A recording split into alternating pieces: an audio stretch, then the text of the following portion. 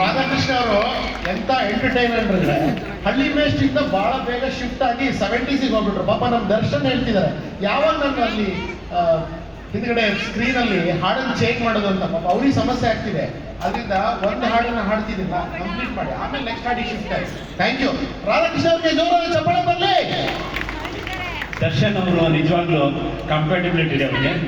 He know the art of switching to many modules. Okay Darshan, correct ಅಲ್ಲ?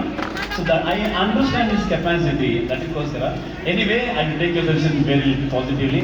ಈಗ ಅರವಿಂದ್ ಸಾಗರ್ ಅವರು